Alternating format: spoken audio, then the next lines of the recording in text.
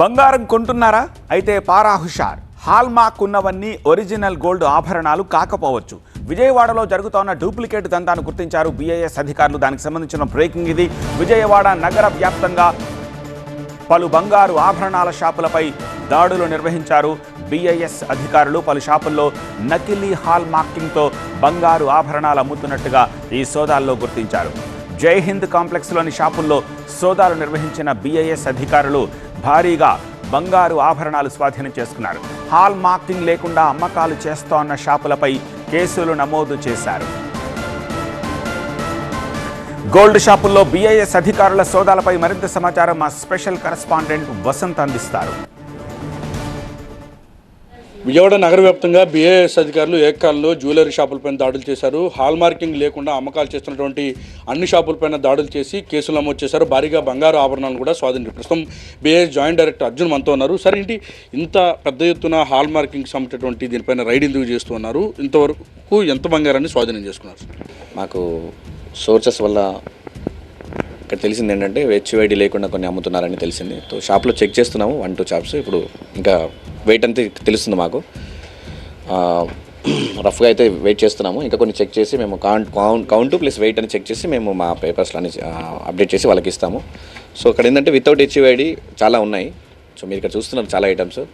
So అక్కడ కొన్ని items ఉన్నాయి, కొన్ని వెయిట్ వాళ్ళు ఏంటంటే చేస్తాం సార్, ఇంకా మాకు కొంచెం ఛాన్స్ ఇవ్వండి, అట్లా చేయలేదు మర్చిపోయాం అన్నట్టు చెప్తున్నారు. బట్ దాని ప్రకారం వాళ్ళకు పబ్లిక్ అవగాహన కావాలని చెప్పడానికి వితౌట్ HYD కొనకూడదు, సేల్ చేయకూడదు. చాలా పెద్ద ఎత్తున BIS కానీ లేకపోతే కన్జ్యూమర్స్ కమిటీ చాలా స్పష్టంగా అవగాహన కల్పించింది. గోల్డ్ షాపులు కూడా చాలా స్పష్టంగా అయినప్పుడు కూడా ఇంత పెద్ద ఎత్తున అమ్మకాలు జరుగుతున్నాయి. ఎలా చూస్తారు వీటిని? వీటి కట్టడికి ఏ రకంగా ముందుకెళ్ళబోతున్నారు? సో అది వితౌట్ HYD అనే అట్లా గోల్డ్ ఆర్నమెంట్స్ అనేది సేల్ చేయడం నేరం అండి అది. సో అది కంపల్సరీ గవర్నమెంట్ నిర్దేశించిన BIS హాల్ మార్క్ అనేది BIS లోగోతో పాటు 916 22 క్యారెట్ 916తో పాటు HYD 6 డిజిట్ ఆల్ఫాన్యూమరిక్ ID కూడా కంపల్సరీ ఆర్నమెంట్స్ పైన ఉంటుంది. ప్రతి ఆర్నమెంట్ మీద అవి ఉన్నాయే కొనాలి. దానికి సంబంధించిన బిల్స్ కూడా పెట్టుకోవాలి వాళ్ళ దగ్గర. సో కొన్ని టైంలో బిల్స్ లేనప్పుడు కూడా మేము చెక్ చేస్తున్నాము. ప్లస్ అది కస్టమర్స్కి కన్జ్యూమర్స్కి అది ఇవ్వడం తప్పు.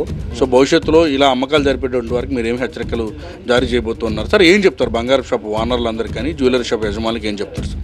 సార్ అందరికీ ఒకటే రిక్వెస్ట్ సార్, ఎందుకంటే ఇక్కడ HYD చేసుకొని అమ్ముకోండి. అందరికీ ఇక్కడ మీకు అసెంగ్ సెంటర్స్ కూడా ఉన్నాయి, లైసెన్స్ కూడా ఫ్రీ ఆఫ్ కాస్టే ఉంది, దానికి ఏం ఛార్జెస్ కూడా లేదు. ఒకప్పుడు ఛార్జెస్ ఉండేది 40,000, 80,000, 1,20,000 అట్లా ఛార్జెస్ ఉండేది.